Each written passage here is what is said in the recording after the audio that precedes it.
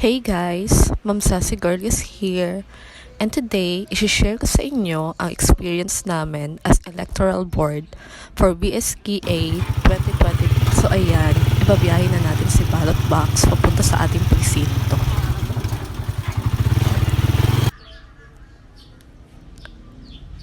Ito ang aming presinto na kailangang ayusin bago mag-election.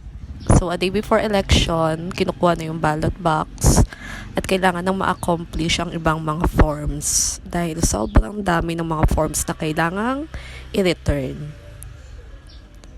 Agang gumising for election day, prepare na si ma'am, madilim pa, ay kailangan ng bumahe papunta sa ating presinto.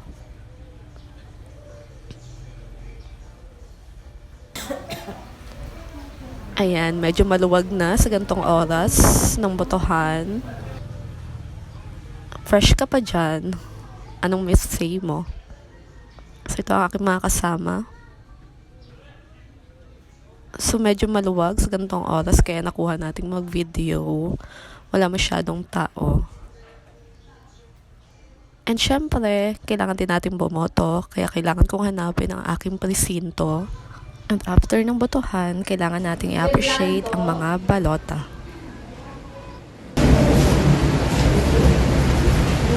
Unang barangay kay Abu David. Kagawan, Ilang Leticia.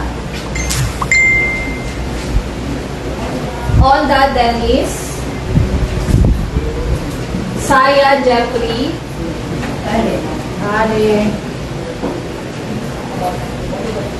Saya Jeffrey. Tuyak Susan.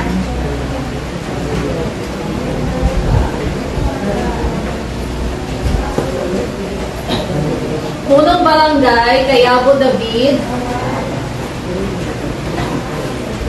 Kagawan, Kahayag Grace. Moreno Arnel.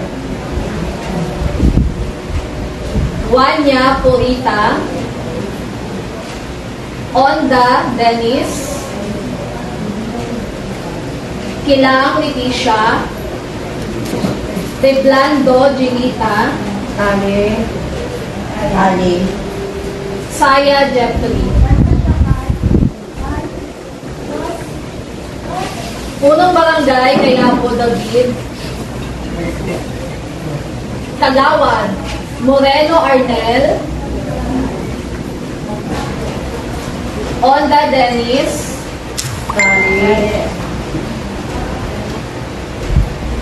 Lakap Erica.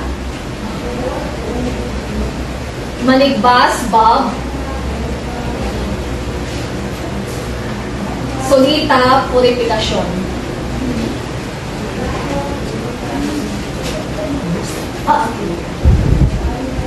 Punong barangay Dave Cayabo. Kagawan, Arnold Moreno. Morita Wanya. Leticia Kilang.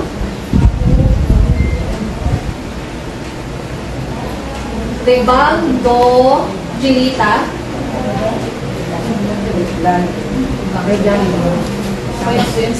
Soundlight. Si Jeffrey. Kulang natin.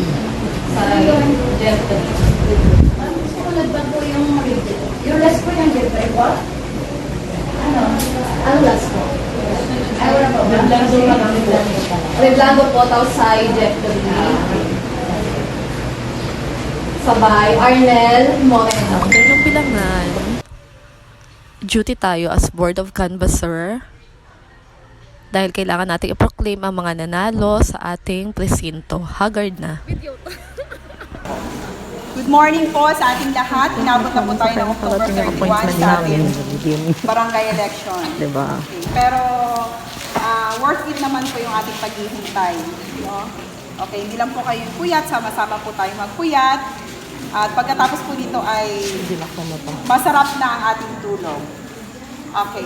Narito po ang resulta ng ating barangay elections ngayong October 30, 2023. Pagbigyan niyo po akong basahin ang nilalaman ng ating Certificate of Canvass of Votes. Republic of the Philippines Commission on Elections, Certificate of Canvass of Votes, and Proclamation of Winning Candidates for Punong Barangay and Kagawad, Sangguniang Barangay. Barangay Elections, October 30, 2023.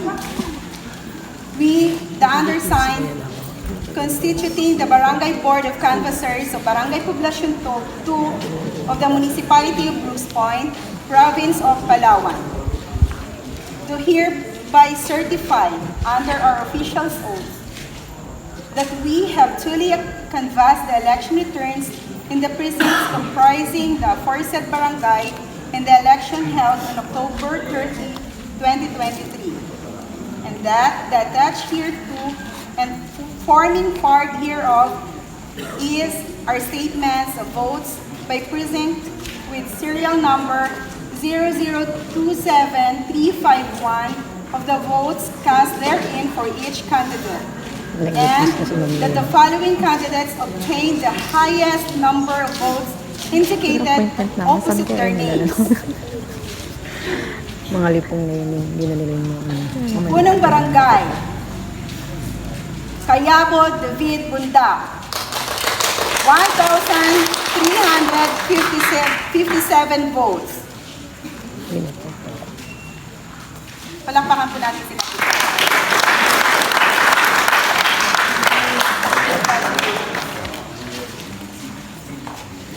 Kagawad, Sangguniang Barangay, Onda Dennis Abia, 1,026 votes.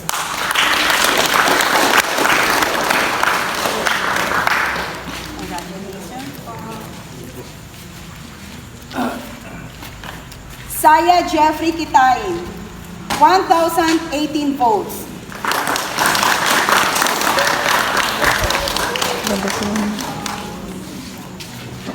Tilang Leticia Burgos, 740 votes.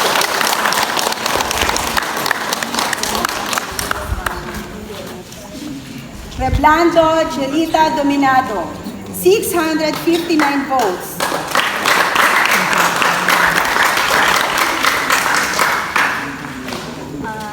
Congratulations po. Magbohos Lorenzo Jr., Aralar, 650 votes.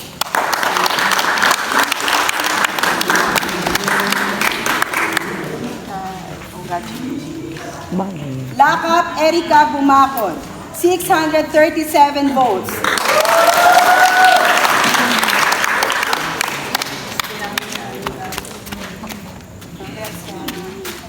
Moreno Arnold Validor, 601 votes.